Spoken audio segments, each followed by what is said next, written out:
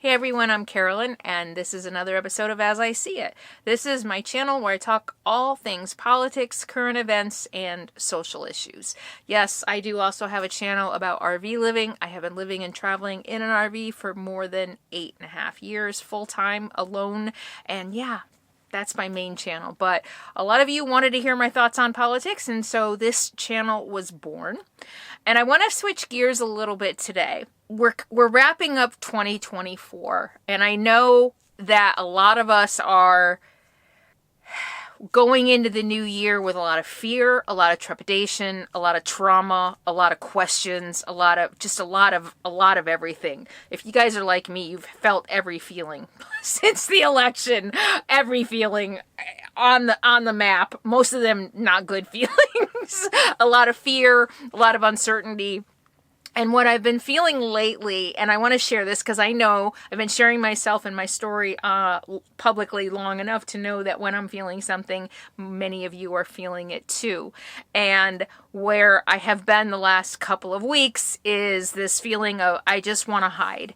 And I live in an RV full time. And my whole goal of living in an RV has been to go to remote places to find as much solitude as I can. Literally, if I go out my door and I see another RV a half mile away, it's too close. So I really do enjoy my solitude.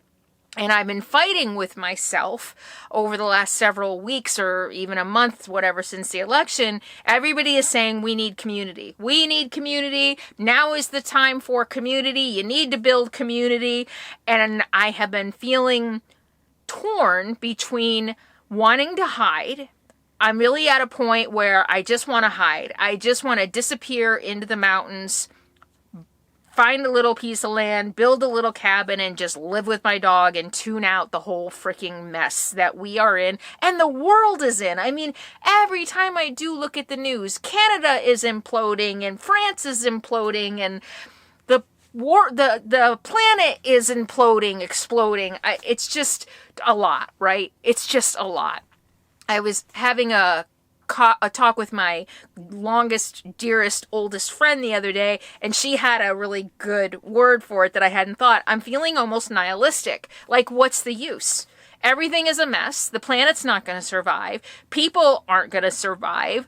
Our rights are going to be taken away. The oligarchs are going to run the world, if not, just our country. And we're going to be poor. It's going to be chaotic. There's going to be violence. People are going to starve. People are going to get hurt. We're not going to have clean water. I mean, all of it, right? All of it. I'm feeling all of it. Are you guys feeling that too? So this nihilistic tendency is coming up. Like, what's the use? What's the point? What's the point in recycling? Right? I mean, what's the point in trying to be minimalist? I'm just feeling this urge to just buy and buy and buy and buy. But luckily, I shop, but I don't see anything. I'm like, I don't need that except my new Fuck the Patriarchy shirt. Isn't this awesome? You guys have to get one. I'll put a link. I have nothing to do with this. I don't earn any money on this. This is Hive Bakery out of Texas. They do Fuck the Patriarchy cake and cupcake designs and stuff like that, and everybody was like, you need to put that on a shirt. So they have t-shirts and totes. I'm actually going to give away one of these. I have an extra one I bought, 2X. It's kind of big. This is an extra large. It's kind of big, but I am going to give one of these away on my other channel on Christmas Day. But yeah, I'm feeling just like I just want to consume. I want to eat all the sugar, but then I do, and I'm feeling like crap because I ate too much sugar. But this nihilistic doomsday, the end of the world feeling, and I'm trying to fight it, and I'm also struggling with my desire to run away, to stay by myself, to process everything, and also struggling with this. I need to fight. I'm a warrior. I need to fight. I can't just let the bullies win. This has been a theme in my entire life. I can't just let the bullies win. I've had to learn in my YouTube career to let that go a little bit, but that fight is in me. I can't let the bullies win. I have to be a warrior. I have to be out there fighting. Can any of you relate to this? So what I have discovered, I had therapy recently, and what my therapist helped me recognize is that I might be incubating right now. That many people, she thinks, are kind of going through the same thing. And right now, this feeling of, I want to hide, I just want to be alone, I just want to take care of myself, which is really what it is. It's a self-preservation, taking care of myself moment. And I want to share this because self-care is going to be extremely important. And I want to help share some of what I have learned about staying in the moment, checking in with yourself. And I still have my therapist that I rely on to say, okay, well, maybe don't beat yourself up for feeling like you don't want to do anything. Maybe what you're doing is resting up. Maybe what you're doing is conserving your energy. Because we don't have endless energy, especially those of us of a certain age and even older than me.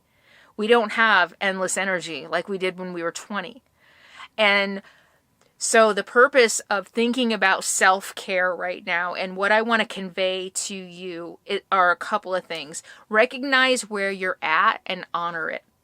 Right now, I'm feeling like I just want to hide. And even making videos on this channel is really difficult for me right now. But there's another reason that making videos is difficult, and I'm going to get to that in a minute. But honor where you are. Recognize where you are. Just sit with it and say, okay, all I want to do right now is make myself some good meals. Fighting, I don't really want to eat a lot of sugar because I know how that's going to make me feel. So what I'm doing is taking care of myself. I'm cooking myself some healthy meals. I'm reading. I'm walking. I'm even just sitting and staring out and having some calm time to myself because the storm is coming. And I know myself that when it's time to fight, I'm going to fight. And right now, we're not there yet. And that brings me to the other thing I want to bring some awareness to around my own making videos on this channel and also the media. I recognized a while ago, I always loved Rachel Maddow. She was always my favorite journalist. I think she's brilliant. But what I started recognizing about her shows is that it was a lot of what if. This could happen. This is happening behind the scenes and it could lead to this. Russia, right? And what it did is it kept me in a constant state of anxiety. Oh my God, this is so bad. Oh my God, this is terrible. This is terrible. This is terrible. And then when those things don't happen, or even if they do happen, you have been having anxiety, or I had been having anxiety about it for months, but mostly around the Russia stuff is what I'm thinking. I think all the Russia stuff is true, but nothing ever came of it. He never went to jail. He was never charged with treason. There was never any conclusion to all of the investigative reporting that she did. And so what did it do? It created all this anxiety that had no resolution. And it's not just Rachel Maddow. All the news is doing this. This whole thing about shutting down the government. How much do you want to bet the government's not going to get shut down? We go through this every year, every few years. Every time the budget has to be passed, there's days and days and days, or if not weeks, of the government's going to get shut down. Oh my God, oh my God, oh my God. And creating infighting, creating stress, creating anxiety, creating us to click, click, click, click, click. Part of our self-care and self-preservation is going to have to be around ignoring that. Stop consuming the what if. All we're doing is spinning our wheels, getting upset and angry and anxious about it. There's a bigger message here, not just about the government shutdown, but in general, this is what we are going to be facing over the next, hopefully, only 4 years. There's going to be a lot of people reporting on this could happen, this is going to happen, he's going to do this next, maybe he's going to do this next. The Republicans, tune it out. Wait until it happens, and then we can act, right? Otherwise, we're living in a constant state of turmoil and stress and anxiety, and we're going to completely burn ourselves out. We need to save all of that energy, all of that passion and motivation for the actual fight. Don't waste it on the what ifs. Don't waste it on the buildup in the media. Does that make sense? Find news sources, and I listed them in my last video, that are not going to string you along using your anger and using your anxiety, but find news sources. 1440, I think, is a really good one that just give you the news and tune out all the rest. This 24-hour news cycle is all about getting us to click and keeping us emotional. And when we do that, we're going to burn out and we're not going to have enough energy left for the real fight. The next thing I want to talk about as far as self-care. I made these videos right after the election. We have to fight. We have to get involved. We have to do this. Here is what I think will benefit all of us, and certainly us individually even better. Choose your fight. We can't fight every battle. Choose which battles are your I'm willing to go to war for, or I'm willing to go out on the street and march for. Start setting some priorities. Okay, if this happens, this is what I'm going to do to get involved. And I'm feeling this, I'm like, I need to find community now. I need to get involved now. I need to be doing all of the things. I need to be doing all of the things right now. But you know what? We're not there yet. He is not the president yet. We need to save that energy for when it happens. Sure, there is something to be said for preparing, absolutely, positively, but don't burn yourself out in the preparation so that you have no energy left for the fight. Choose the things that you are willing and want to fight for.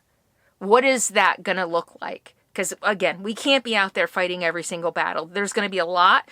It's going to be chaotic. Food supplies, I think, are going to be compromised. Our water, everything is going to be, there's going to be a lot. So make sure you're prepared so that when chaos does hit, because I firmly believe it will, you need to make sure you have everything in your home, in your life, to be able to protect yourself. Make sure you have enough food. Make sure you have a way to have clean water, a water purification system, backup power, backup communications, and things like that. So make sure you're prepared. Make sure you have all the things that are going to help you stay alive and sustained during the fight that is coming. Those are my thoughts today about self-care and what we can do to prepare ourselves for what's coming, but also to make sure we take care of ourselves. We alone cannot save democracy. We alone cannot fight Trump and Elon Musk. Right? It's going to take a lot of people. And those of us who are silver-haired, who have seen a lot, I've marched, I've fought, I've given my time and my money and my energy toward causes all my life that I care about. There is really, honestly, only so much we can do. It really is going to be up to the young people. The young people need to take the reins. They don't know what it's like. They don't know what it's going to be like. They were raised in a country and in a time where they had all the rights. I mean, yeah, there was a long way to go, but they're about to get a rude awakening. And it's going to be up to them, I think, to really carry the torch and do a lot of the heavy lifting. But it doesn't mean that we can just sit back. Those of us who are older, I don't think we can just sit back either and just watch it happen. But take care of yourself, because if you don't, you're not going to be able to take care of anyone else or fight another day. So that's how I see it. Let me know how you see it. Leave your thoughts below, and Merry Christmas, Happy Hanukkah, Happy Kwanzaa, or whatever you celebrate, and I'll see you soon.